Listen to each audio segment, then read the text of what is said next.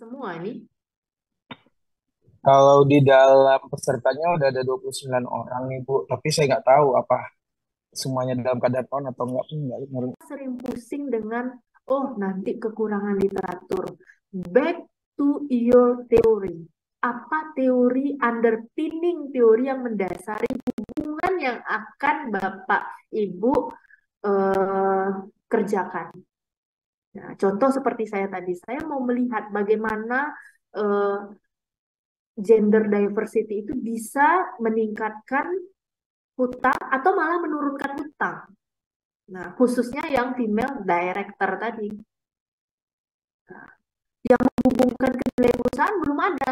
Jadi dengan adanya peran dari female tadi, perempuan di dewan tadi, itu suatu ketika dia mau berhutang, dia milih enggan untuk berhutang, akan menurunkan nilai hutang sehingga apa? Nilai perusahaan itu akan naik karena apa?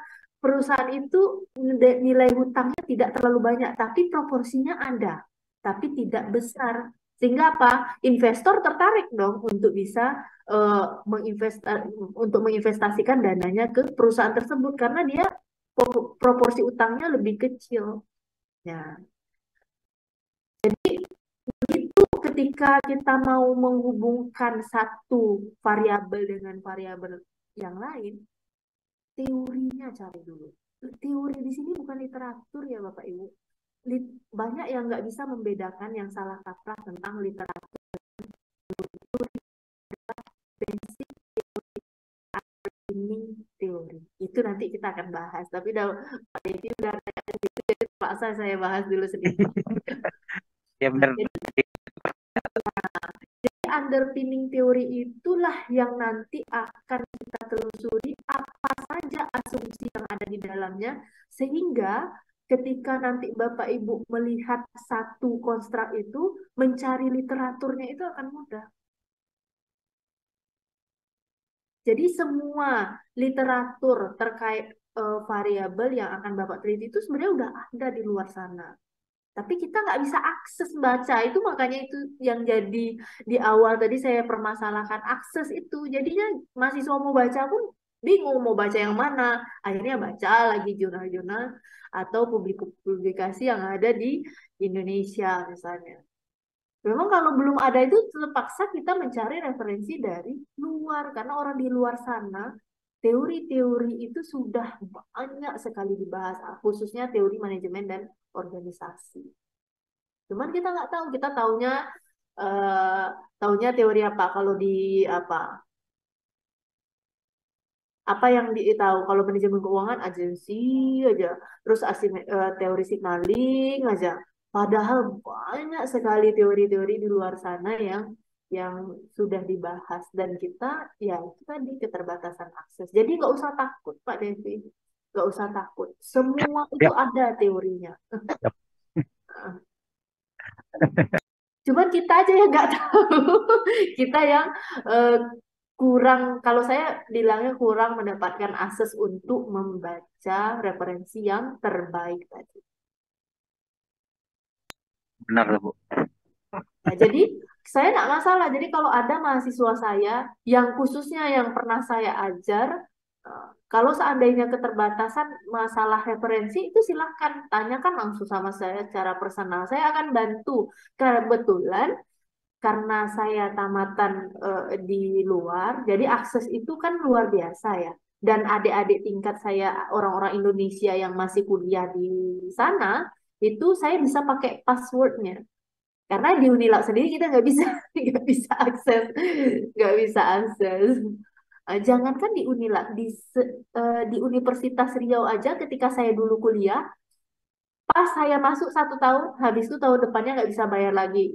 Yang kecil aja Emerald itu dulu waktu saya kuliah sekitar 40 juta setahun. Universitasnya itu udah ngap-ngap bayarnya. Eh, Apalagi kuliah kita murah ya. Aduh, Bu, kalau di ada lagi nih Bu, mumpung nah, saya ingat juga Bu. Jadi terkait dengan masalah tadi yang kita cari di Google Scholar, kebetulan banyak nih, udah banyak nih yang meneliti. Cuman ada saya dengar juga itu bisa kita angkat. tapi ya itu dengan tata cara penulisan kita. Karena pernah saya dengar, tapi apa saya salah dengar memahami gitu kan Bu. Jadi misalnya contoh nih, memang itu sudah dibahas, tapi tata cara penulisan kita mungkin berbeda dengan orang pun juga bisa diangkat. Apa benar itu Bu? Tata cara penulisan yang bagaimana? Ya mungkin ada identifikasi tertentu di kitanya gitu Bu. Metodeka. Saya lupa sih. Mungkin Tapi maksud maksud maksud Bang Efri itu misalnya Bu, apa variabelnya dirubah gitu Bu. Dari bisa jadi segi itu variabel benar. yang dirubah gitu. Jadi sesuai tata cara kita maksudnya gitu loh Bu. Variabelnya dirubah. Gimana sih? Saya bingung juga menjelaskan ke Ibu. Tapi yang jelas intinya eh, cara kita, contoh nih, kita meriset, orang juga meriset. Pasti ada perbedaan antara kita dengan orang itu. Ya. Eh, Mungkin entah itu dengan susunan lisannya atau seperti apa gitu kan Bu. Eh, Oh, I see. itu Bu. Apakah memang itu juga bisa diperbolehkan? Artinya Oke. tidak kita apa namanya istilah menjiplak lah Bu, tapi artinya kita memodif ATM lah kalau bahasa orang sekarang ya Bu ya. Apa itu ADM? Ah, ambil tiru modifikasi Bu. Oh, ATM. Iya, Itu orang marketing itu luar biasa itu tahu ATM. Oh, mati. iya, iya Itu Bu. modifikasi ya. Kalau bisnis ya. Iya, iya, iya, iya. Eh, itu udah oke. Oke, saya paham. Jadi gini, kembali lagi ke step atau proses dari riset itu sendiri. Proses riset yang kita kerjakan antara kita dengan periset-periset di dunia itu konsepnya adalah sama. Nah, yang berbeda nanti ya, misalnya teknik pengumpulan datanya, apakah itu kuantitatif atau kualitatif, alat statistik yang digunakan, tapi interpretasi dan tujuan dari alat statistik itu tetap sama. Nah, terus misalnya eh, literatur, literatur yang didapatkan. Nah, itu literaturnya tergantung apa yang mau kita bahas, apa-apa saja teori yang mau kita gunakan, apa variabel yang akan kita kembangkan. Nah, jadi konsep riset itu sebenarnya di apapun jurusannya, apapun apa namanya prodinya, itu tetap sama konsep risetnya. Nah, jadi artikel ilmiah yang misalnya kita jumpa satu artikel ilmiah bereputasi di tingkat internasional misalnya. Nah, itu kan beda tuh Bu. Jadi dia misalnya sistematikanya introduction, terus nanti literatur and hypothesis development, habis Betul. itu metode, yang keempat itu result, yang kelima itu conclusion, and the last Iya, one is references. Oke, betul. nah Iya, kalau kita lihat lagi ini, saya lihatkan tadi, ini satu baru yang saya apa ya, select topik. Jadi kalau kita lihat ini, udah saya share ya. Nah, nanti focus question. Apa itu focus question? Nah, focus question itu ketika Bapak menceritakan introduction dan perumusan masalah.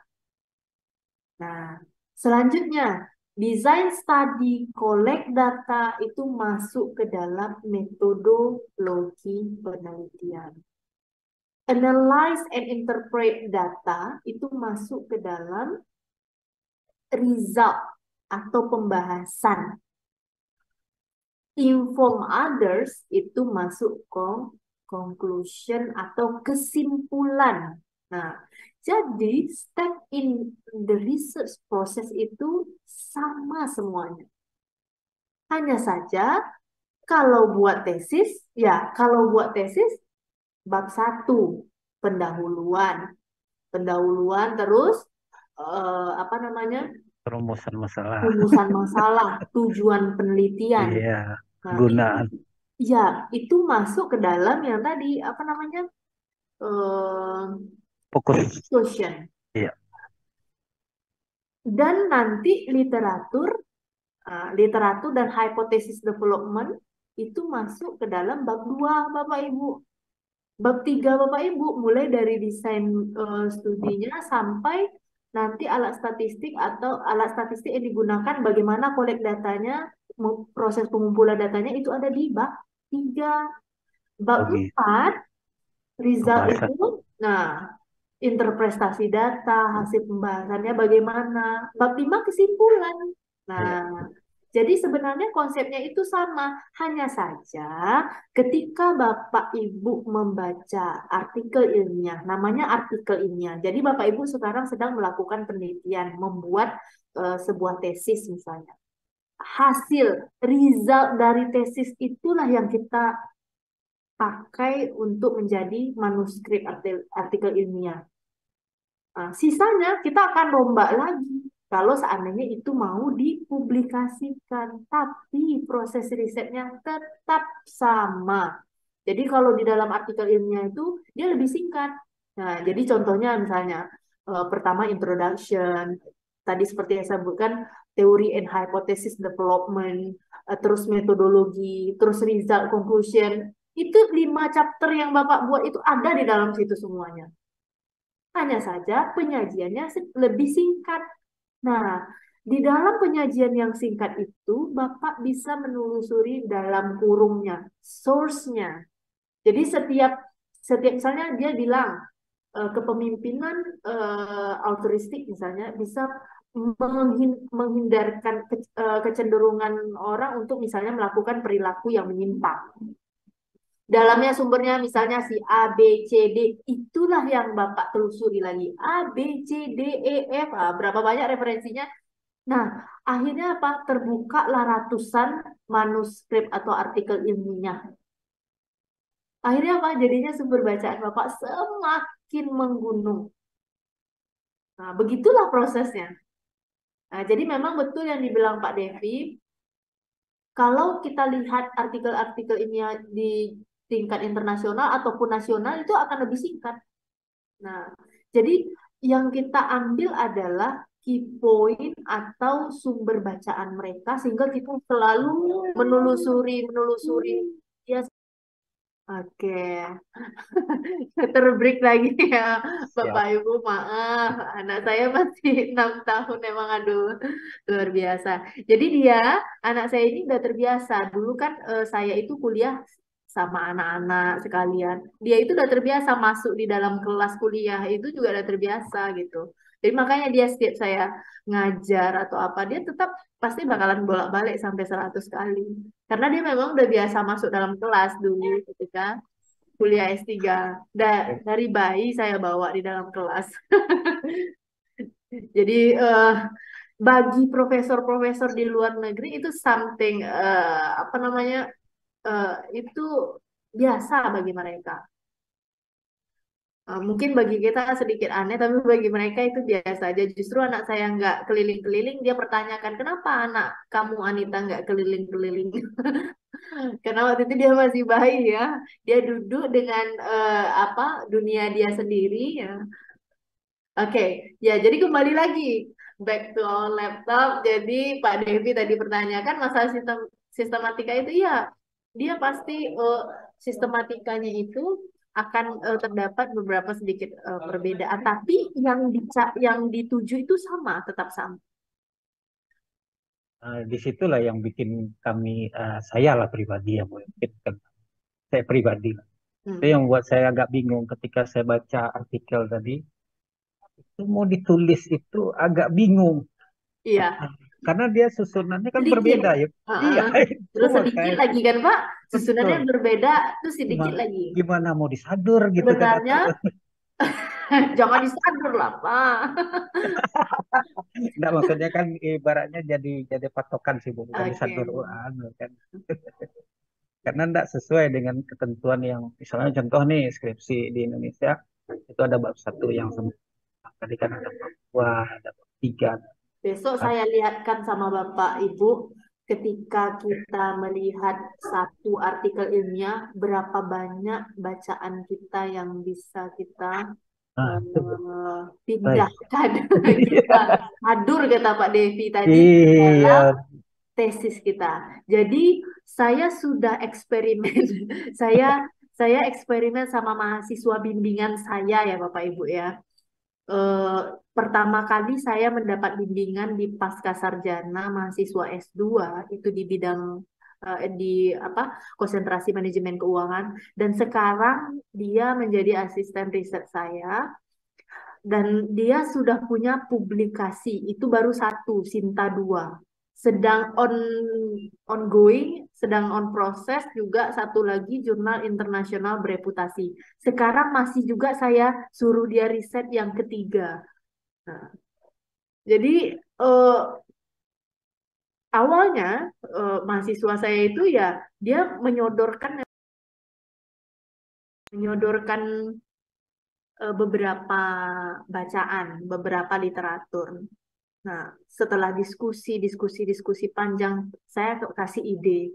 Uh, Dan di sana, gimana sih Bu membacanya? Kok ini apa singkat banget? Saya jabarkan apa yang harus diambil dalam satu artikel ini. Dalam artikel itu hanya kata kunci. Kita harus buka sumbernya lagi. Nah, nanti akan menjadi segunung bacaan Pak Devi. Saya pastikan itu penuh tesis pas Pak Devi. iya, iya.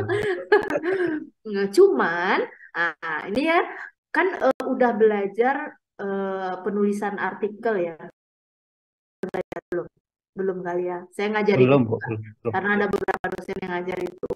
Jadi saya ajarkan mahasiswa itu bagaimana apa namanya agar terhindar dari plagiarisme. Nah, apakah itu dengan quoting atau paraphrase atau summarizing. Nah, jadi kita nggak akan terkena plagiarisme. Dia kita jadikan sumber bacaan dan dia kita jadikan referensi bacaan kita. Kita masukkan, kita kutip dia di dalam tesis kita. Nah, jadi begitu, begitu ya Pak Devi ya. Semua Ibu, yang ada di artikel ilmiah itu sebenarnya sama konsepnya. Sekarang tinggal kita mengembangkan itu lagi dan menambah bacaan. Jadi jangan satu literatur dari artikel ilmiah itu saja.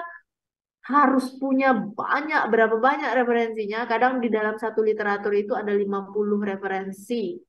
kan Ada tata dalam satu, caranya yang enggak paham. itu dia. Terus aksesnya lagi Pak. Iya, itu dia. Kadang dibaca apa nih gitu kan. Ya, ya begitulah. Ah, Kurang lebih seperti itu. Nah, kita baru hari ini membahas select a topic. Ya, karena seperti ini yang dibutuhkan. Langsung straight to the point dengan masalah-masalah yang terjadi di lapangan ketika Bapak Ibu mau melakukan penelitian.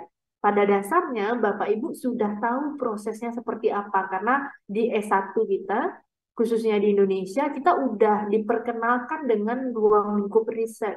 Ada di beberapa negara maju itu mereka anak-anak S1 itu diperkenalkan saja baru dan mereka teamwork untuk mengerjakan itu. Nah, kalau kita sendiri-sendiri, saking hebatnya kita anak Indonesia ini. Pressure kita luar biasa. Ya, betul. Yang seharusnya mereka itu baru dipersiapkan. Nah, tapi kelemahan kita di praise pada saat di awal, di ending kita low jadinya. Down, sedikit down. Anak-anak di luar sana, mereka di awal itu nggak di pressure. Mereka dibuat nyaman dengan ruang lingkup akademisi itu. Nanti pada saat di misalnya studi S3 mereka easy untuk menjalankan itu. Karena eh, dibuat mereka berminat dulu dalam ruang lingkup penelitian itu. Nah, jadi saya berupaya juga membuat Bapak Ibu nyaman dengan melihat, oh udah riset metode, aduh stres gitu. Padahal banyak yang Bapak Ibu bisa ambil dari mata kuliah riset metode ini sampai nanti Bapak Ibu menyelesaikan studi S2-nya. Nah, jadi mahasiswa saya semuanya saya dorong untuk publikasi. Nah, sekarang mahasiswa saya yang angkatan Bapak Ibu kalau nggak salah saya, tapi dia MSDM itu udah ada yang udah ada yang selesai dan mau ujian proposal. Bisa, Bu. Kenapa Kok Pak bisa, Devi? kok bisa gitu. Pak Devi semester berapa? Semester 2 baru. Semester 2, dia semester... 3 mungkin. Enggak, semester 2 Pak Devi. Ah, loncat-loncat kawan dulu. Jadi sekarang ya dia semester semester 2 saya kalau saya nggak salah. Karena gini, Bu. Itu Karena kan, mereka kan Bapak ini paket 3 semester sebenarnya. iya, oke, Bu. Tapi kan gini, Bu. Ya, sampai hari ini nih, mohon maaf nih, Bu. Mungkin juga curhat juga nih kan. Di, Iya, di smart, di Smart banyak Unilag. banget yang curhat sama saya dari kemarin mahasiswa yang Iya. cuma ini. Jadi di Smart Unilag itu, mata kuliah yang kita pilih kan belum ada, Bu. Hmm. Nah, terus kita tanya dengan admin, jawaban admin nanti akan di, diisi sendiri gitu kan, Bu. Jadi kan kami nggak tahu nih mata kuliah yang bisa diambil ke atas, bisa diambil ke bawah, kan begitu, Bu ya. Nah, makanya tadi saya bilang mungkin kalau betul dia semester 2 udah mau ujian proposal, berarti kawan itu punya akses ke sana, ngambil ke atas, ngambil ke bawah gitu loh, Bu. Ah, itu. Enggak punya akses. Jadi akses itu semuanya di prodi. Jadi prodi yang menentukan mata kuliah. Cuman sekarang ini penentuan penentuan dari apa namanya prodi masalah SK pembimbing itu kalau udah dikasih untuk apa? Belum. Belum. Oh, Belum. Makanya saya juga bingung kok. Kawan itu cepat kali. Kalau saya pengennya besok selesai gitu. sabar aja lah ya Pak Iya, Devi. iya, iya. Tunggu aja lah. Iya itu, Bu. Tapi saya nggak tahu, setahu saya mahasiswa saya itu semester 2, Oh, udah mau, ya semester 2. Semester 2-nya tuh semester 2 kemarin ending, berarti semester ini semester 3 gitu. ah, itu betul mungkin. Semester 3 sekarang, Karena Bu. dia semester 2 itu udah dapat pembimbing. Ah, iya. Nah, Berarti dia cocok sudah lah itu. dapat pembimbing. Jadi di semester 3 ini dia ujian proposal. Nah, Iya, itu kalau 3 maksudnya. mungkin masuk, Bu. Jadi di bulan Desember kemarin dia semester 2 tuh dia udah dapat bimbing. Jadi dia udah bimbingan sama saya. Oh, iya. Cocok lah. Ya cocok lah. Ya, kalau kami belum lah karena baru mulai semester 2. Orang di Ya. MSDM aja Kan udah sekarang ketemu. baru riset method. Iya, Jadi dia enggak udah maksudnya lewat gini, riset Bu. method. MSDM aja udah pertemuan ke-8. Kami ini baru pertemuan satu. Oh, serius? Serius. Makanya. Aduh. Aduh. Sampai kami dengan Pak Fauzi bingung. Kita jadi tidak kuliah nih gitu. Oh iya, ada yang bertanya kemarin mahasiswa keuangan ini sama saya. Siapa Ah, ya? Saya lupa. Ini Bu. ah, Nah, iya. Ibu Foni, Nah, maaf ya, saya nggak terbalas. Mungkin ya terlalu hektik.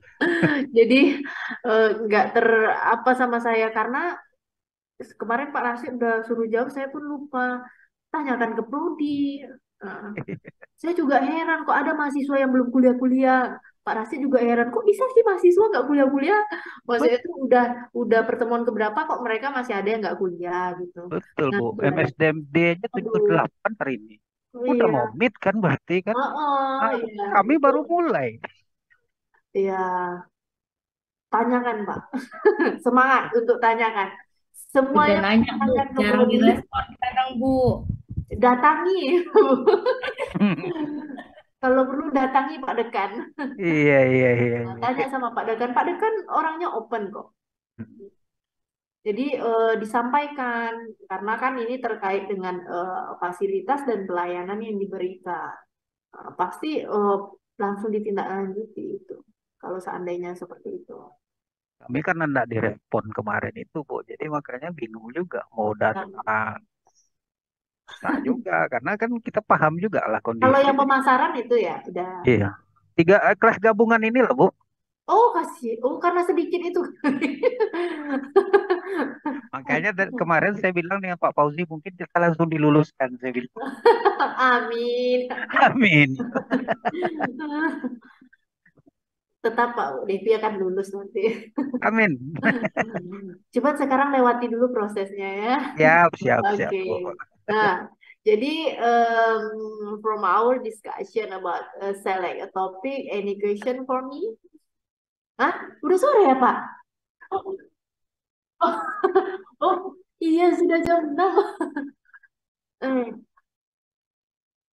Oh, oke, terima kasih Pak Fauzi. Jadi kalau bicara kelemahan, masing-masing punya kelebihan. Saya lebih sering lihat kelebihan.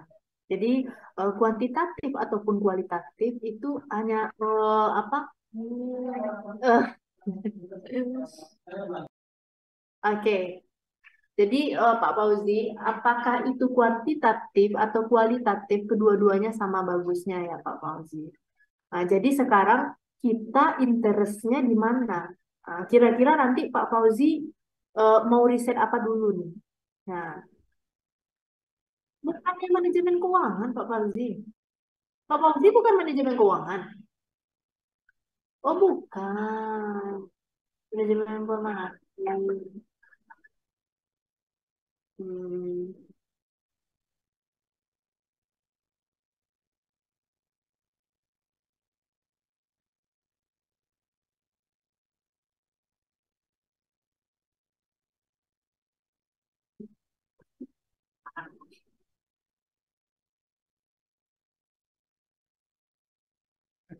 Jadi ya terima kasih Pak Fauzi. Kuantitatif ataupun kualitatif itu hanya teknik masalah pengumpulan data ya. Teknik pengumpulan data. Bapak Ibu kira-kira nanti untuk mendapatkan data itu yang mudahnya seperti apa? Karena contoh, kalau penelitian kualitatif, nah nanti ya bakalan ada dibahas juga sama Ibu Marwah ya. Nanti langsung minta. Jadi Bu Rizka kemarin fokus sama penelitian kuantitatif karena saya expertnya di sana. Nah, jadi kalau penelitian kualitatif itu kalau menurut saya ya butuh waktu yang agak sedikit panjang. Karena apa? Penelitian kualitatif itu dia nanti harus ada observasi, dia wawancara secara spesifik untuk beberapa misalnya siapa yang mau dijadikannya responden. Saya kan udah pernah nih mix method ya di riset saya. Nah, itu memang luar biasa perjuangan penelitian kualitatif. Tapi ketika dia jadi, itu juga luar biasa hasilnya. Cuman memang waktu yang dibutuhkan itu. Kalau penelitian kuantitatif dari segi waktu, mungkin dia akan lebih eh, cepat proses risetnya dibandingkan penelitian kualitatif. Karena penelitian kualitatif itu juga, saya kan pernah mewawancara, mengobservasi, itu satu orang yang saya wawancara, besoknya orangnya lain lagi, terus besoknya lagi saya wawancara orang yang sama. Nah, itu perbedaan dari hasil wawancara itu akan menjadi catatan juga bagi penelitian-penelitian kualitatif. Nah, kalau seandainya kuantitatif, contoh misalnya kalau kayak di keuangan data-data sekunder atau data kuesioner misalnya. Nah, kita menyebarkan kuesioner itu memang butuh waktu, tapi seandainya kita punya relasi, mereka bisa mengisi jawaban dari pertanyaan-pertanyaan yang kita berikan dalam jangka waktu yang lebih cepat. Dan kalau dilihat kondisi di Indonesia dengan kesibukan setiap pekerjaan itu, kira-kira memungkinkan nggak kalau seandainya kita mau record data untuk kualitatif, mereka bekerja kan? Mereka punya aktivitas. Bisa nggak kita menyesuaikan waktu itu? Wah, jadi memang luar biasa kalau penelitian kualitatif itu sekali jadi hasil sumbangsi penelitiannya itu memang betul-betul bermanfaat. Bukan berarti kualitatif nggak bermanfaat. Cuman waktu kita keluar untuk penelitian kuantitatif itu agak lebih singkat. Berarti untuk kami yang bekerja ini berarti kualitatif. Oh, bukan berarti seperti itu. Maksudnya gini, ini kan Kiblat-kiblat ya. iya. Kalau Bapak Ibu mau belajar penelitian kualitatif, saya sendiri masih apa ya, masih penasaran sebenarnya. Karena belum dicoba aja yang penelitian mix method aja kemarin itu saya udah luar biasa rasanya perjuangan. Tapi nggak tahu apa penelitian kualitatif di Indonesia. Jadi bagi orang kuali, Bagi orang kuali, wah hebat banget ya orang kuantitatif ini, ngedapatin data begitu banyaknya, bla bla bla, harus menganalisis data lagi, bla bla bla bla. Sementara orang kuantitatif melihat orang kualitatif, wah luar biasa ya orang kualitatif ini, begitu perjuangannya untuk mendapatkan data tersebut, butuh proses yang panjang, mendetailkan padahal satu konstrak yang akan dibahas, tapi luar biasa detailnya. Nah, itu jadi sudut pandang masing-masing itu ya seperti itu kurang lebih. Sekarang pertanyaannya, Bapak tuh mau di mana? Nah, Bapak sendiri yang bisa menentukan itu. Bapak mau kuantitatif atau kualitatif. Paham. Tapi kalau dalam hal waktu itu tadi ya, kalau saya Iya. sendiri yang udah pernah menjalani, nah, cuman orang di Indonesia ini penelitian kualitatifnya banyak yang asal-asalan. Jadi kalau mau berkiblat itu berkiblat sama orang saya yang tahu ya, yang benar-benar ahli kualitatif itu profesor-profesor dari UGM, karena sebagian itu berkiblat ke universitas-universitas di Australia. Australia itu banyak penelitian kualitatif.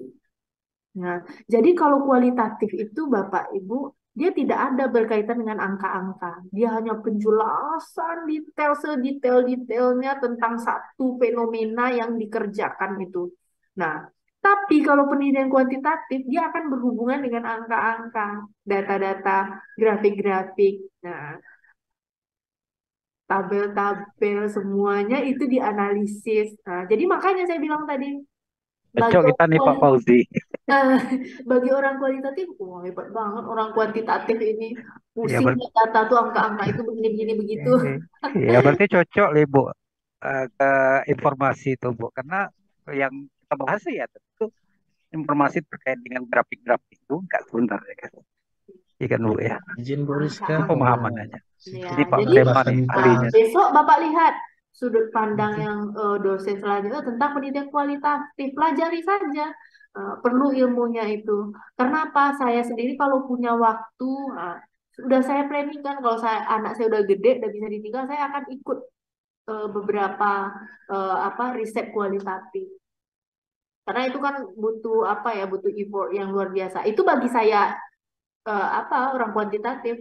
Jadi ketika saya S1, S2, profesor-profesor S3, profesor-profesor saya itu kebetulan orang kuanti. Jadi makanya akhirnya saya ya berkiblat ke kuantitatif juga.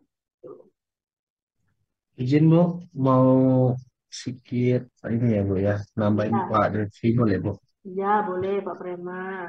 Udah jam 6 lewat, nggak apa-apa lah ya. Tapi nanggung nih Bu, gantung kata Pak Devi. Ya, silakan Pak Jadi Prema. kalau sifatnya riset ya Bu ya, yang terkait dengan konsep ya, Hmm, ataupun perencanaan itu kan di sistem informasi banyak ya Bu ya. Ada perencanaan strategis, ada perencanaan apa berjangka setahun sampai 5 tahun. Biasanya kalau di pemerintahan kita banyak analisisnya ke situ, Bu. Yang sulitnya biasanya kalau riset seperti itu tuh dia mix, Bu. Ada kuantitatif, ada mixed method. kuali Ya. biasanya. Hmm. Iya. Jadi bagaimana sih sebenarnya, Bu, cara tepatnya, Bu, agar riset kami ini bisa cepat selesai dan ini juga manfaatnya banyak untuk tempat kita bekerja gitu loh, Mbak Rizka. Clue-nya gimana kira-kira yang seperti itu nanti ya, Bu? Sekarang Pak Prema itu konsentrasinya manajemen keuangan ya. Informasi, Bu. Kita Oh, informasi tiga juga. serantai, Bu, sama Pak Fauzi, sama Pak Devi, Bu. Oke, manajemen Heeh. informasi. Um, Kalau saya ya, ya saya karena orang kuantitatif itu lebih menyarankan ya pasti kuanti. Karena saya nggak mungkin apa namanya mensupport mahasiswa saya yang saya sendiri publikasi saya untuk di kualitatif itu belum ada. Nah, saya lebih banyak ke kuantitatif. Silakan dicek di Google Scholar saya. Itu rata-rata penelitian kuantitatif. Kalaupun mix method, ya ini masih dalam proses publikasi, dan saya masih bergerilya untuk mencari jurnal-jurnal internasional yang tepat untuk bisa mempublikasikannya. Nah, jadi kalau misalnya Oh, di Kominfo ya, Kominfo. Bapak mau melihat fenomena informasi atau mau melihat bagaimana informasi itu diolah dalam sudut pandang humannya? Nah, atau bagaimana? Nah, sekarang sumber bacaan itu bersumber dari kita sendiri. Jadi ketika Bapak Ibu sudah curious tadi, penasaran, kepo, telusuri, kumpulkan data itu, baru kita discuss. Sudah sampai di mana riset-riset sekarang mengenai manajemen informasi. Nah, ini bagus ini diskusi yang sangat terbuka tentang riset metode langsung straight to the point ya. Jadi kalau Bapak Ibu besok di pertemuan selanjutnya jumpa sama saya, silahkan bawa atau silahkan apa namanya bagi yang mau memperlihatkan kepada saya, Bu, ini salah satu riset di bidang manajemen informasi. Bagaimana menurut saya? Baru saya bisa nilai ada enggak kebaharuan atau originalitas dari bahan bacaan Bapak Ibu. Nah, bisa saya menentukannya nanti. Nah, tapi kalau sekarang kan kita hanya apa namanya hanya mikir-mikir gimana gitu ya, nggak ngelihat apanya datanya. Nah, jadi yang seperti apa yang menurut Pak Prema sekarang itu menarik, itu belum tentu menarik Gambarannya menurut saya boleh dan para terangin akademisi sedikit, Bu. lain. Hmm. Gambarannya boleh sedikit saya jelaskan, Bu. Kenapa? Halo? Terkait gambaran risetnya boleh saya jelasin sedikit. Boleh. Nah, contohnya begini, Bu. Terkait di pemerintahan itu biasanya kan informasi itu dua arah ya, Bu ya. Mm-mm. Baik itu di pemerintahannya ataupun di masyarakatnya. Kalau di masyarakatnya mungkin kita bisa kuanti ya, Bu. Tapi di pemerintahannya ini sulit, Bu. Biasanya dia mengacu ke aturan-aturan yang ada aja begitu.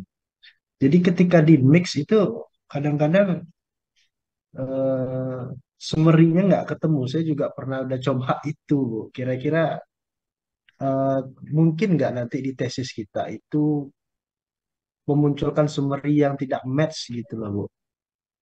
Mungkin nggak gitu, diperbolehkan atau tidak gitu loh, Bu Rizka. Summary yang tidak match, itu pasti ada penyebabnya kenapa summary-nya nggak match. Jadi, Nah, jadi contoh, Bu, gini. gini. Hmm. Oh, ya, oke, lanjut, Ya, Bu. silakan Pak Prema. Besarkan sedikit suaranya. Kecil kali, jadi saya harus mendekatkan dengan laptop saya. Sorry, sorry. Oke, Bu. Contoh gini, Bu. Kebijakan pemerintah kan sekarang ingin meningkatkan semua ini ya, Bu, taraf kesejahteraan masyarakat ya, Bu ya. Itu biasanya setiap tahun dia pakai target, Bu. Angka tingkat pengangguran, angka pendidikan itu kan setiap tahunnya meningkat ya. Sedangkan kuanti kita ya hasilnya enggak. Masyarakat merasakan itu menurun begitu, Bu. Nah, jadi konklusi sebuah tesisnya, analisisnya berarti kan antara perencanaan dan kebijakan pemerintah itu dengan hasil riset kita dengan yang dirasakan masyarakat kan enggak ketemu tuh, Bu. Hmm. Kira-kira di tesis hal yang seperti itu diperbolehkan nggak, Bu? Atau Oke, saya berarti paham. kebijakannya yang gagal gitu. Saya to the point Oh, aja nanti kan ya. begitu. Jadi berarti itu memang kalau saya pribadi ya, kalau saya lihat analisa dari yang Pak Prema jabarkan itu justru malah menurut saya cocok dengan kualitatif. Kenapa? Eh, Ketika Pak Prema katakan bahwasanya, oh ternyata kita di aturan di negara kita begini, ternyata eh, tidak semuanya bisa diterapkan sesuai dengan aturan itu. Berarti kan ada gap di sana ya. Nah, yang pada akhirnya nanti hasil temuan yang kita buat itu bisa menjadi sumbangsi kepada negara.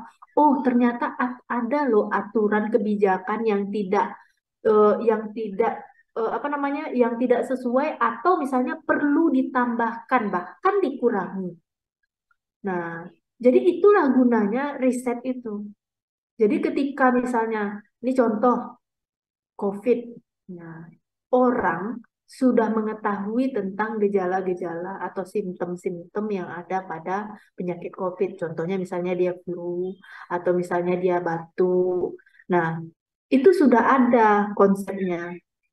Tapi COVID itu belum terselesaikan. Sama dengan aturan tadi. Aturan itu sudah ada, tapi kok masih ada masalah di luar sana. Gitu nggak? Kok nggak bisa Ya, terselesaikan masalah benar. yang ada itu dengan aturan yang sudah dibuat.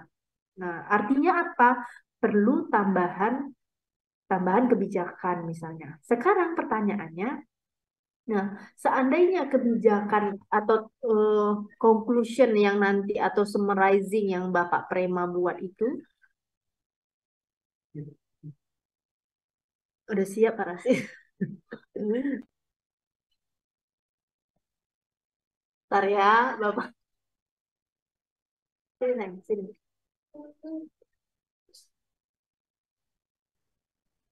Maaf Bu, udah mau maghrib. Iya, iya, iya. Sebentar. Satu lagi pertanyaan Pak Prema tadi.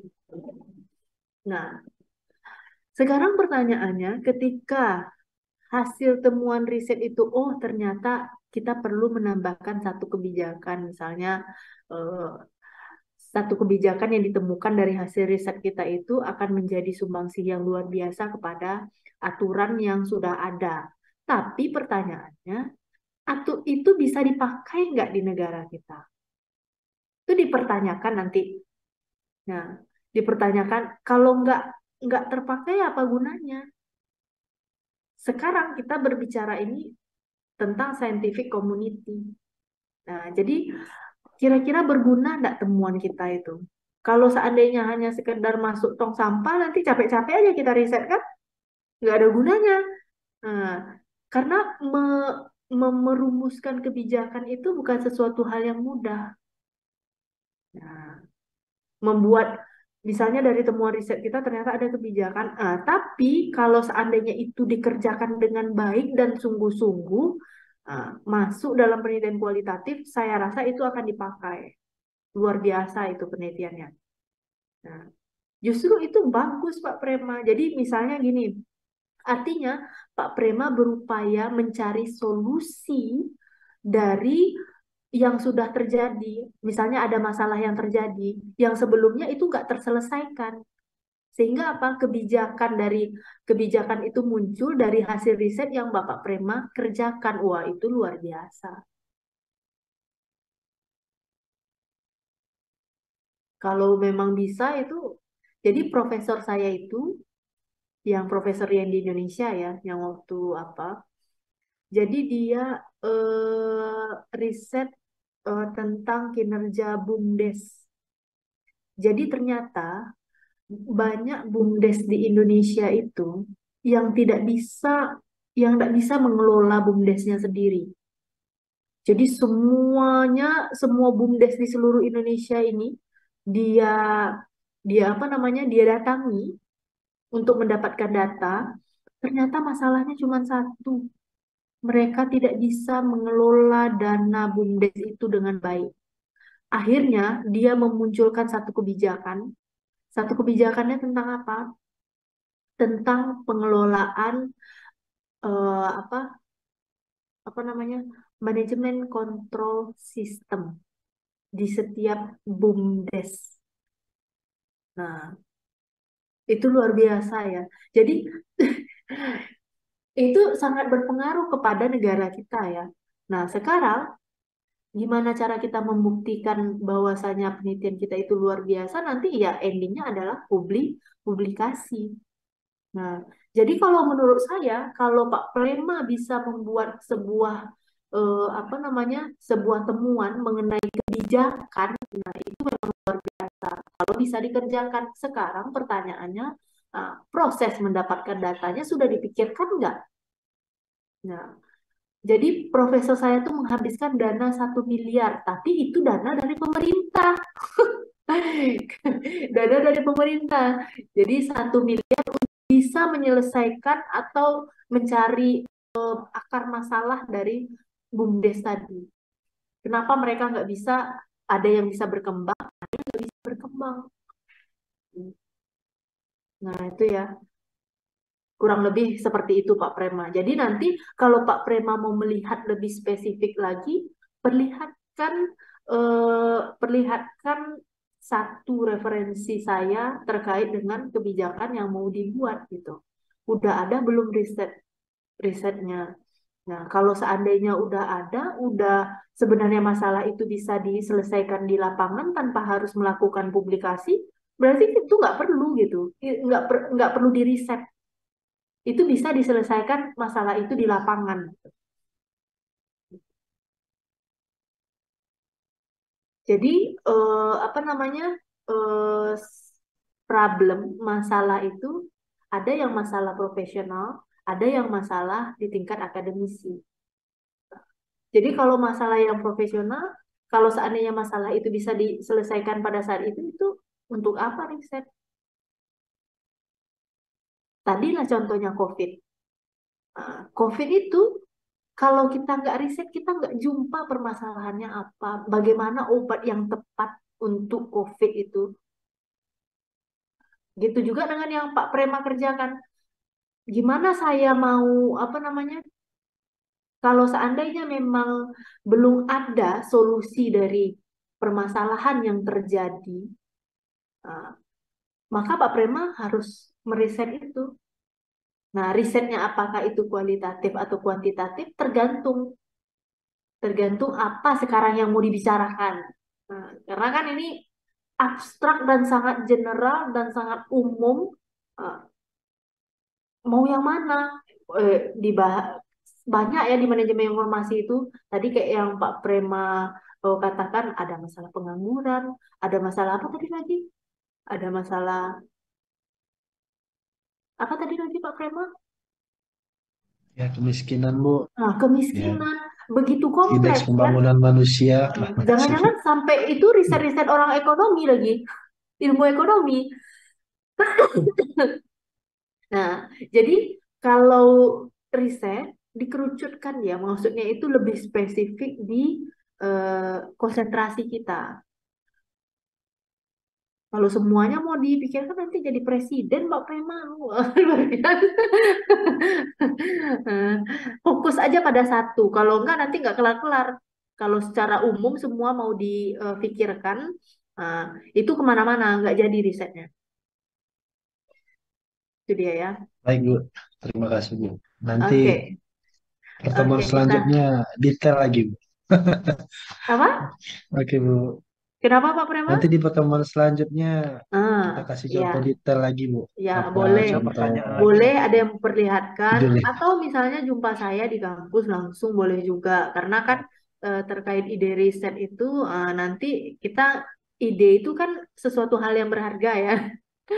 Sesuatu hal berharga dan butuh proses untuk mendapatkan ide itu. Ya. Jadi ada yang kalau hanya sekedar rancangan aja terpikir tentang ini gimana logika yang lain, nanti ternyata yang diriset mana tahu yang lebih spesifik lagi nggak apa-apa. Kalau kita lihat aja besok satu referensi yang misalnya mau dijadikan sumber utama. Nah, jadi Baik, minggu Bu. depan Terima kasih, Bu. Bapak Ibu persiapkanlah ini nggak tugas wajib ya, yang bagi yang mau aja eh, mau curcol tentang risetnya besok silahkan. Siap. Karena kita baru sedikit itu membahas select a topic. Oke, eh, saya sudahi ya Bapak Ibu udah jam 6:30. Nanti Pak Rasid Biasa. marah kalau udah lama kali saya ngajar. Saya kebiasaan ngajar lama. Karena kemarin saya baru siap riset ngajak dorong mahasiswa untuk dapatkan hibah. Nah, itu mahasiswa S1. Mahasiswa S2 ada ini yang saya rencanakan bimbingan saya sekarang, dapat hibah dari Kemenristek Dikti. Nah, jadi kemarin saya udah pulang jam 12 juga sama anak-anak itu. Makanya ini saya sudahi dulu nanti pada sudah siap, saya belum siap-siap. Siap. Iya, Bu. Tapi saya paham kegalauan anak-anak semester yang udah mau menyusun proposal. Oke, gimana cara absensinya ya Pak Sapar? Saya minta absen nggak juga dikasih-kasih. Jadi tadi sampai jam ini mahasiswa saya masih 31. Jadi nanti saya akan cek absennya. Saya rasa saya masih ingat lah nama yang saya sebutkan satu persatu tadi. Karena Pak Fauzi bilang 29 mahasiswa kita. Tahunya 31 ini. 33 tadi malah saya. 33 tadi malah ya Pak ya. Iya. Oke. Kalau tidak ada lagi, sudah gelap, udah mau sholat maghrib ya. Bapak Ibu juga bakalan lanjut kan nanti jam 7. Iya, Bu. Siap. Nah, kalau tidak ada lagi, saya sudahi ya Bapak Ibu. Assalamualaikum warahmatullahi wabarakatuh. Waalaikumsalam warahmatullahi wabarakatuh. Oke. Terima kasih. Ya Bapak Ibu. Terima kasih, Bu. Iya. Terima kasih, Bu. Waalaikumsalam. Terima Iya. kasih, Bu. Iya.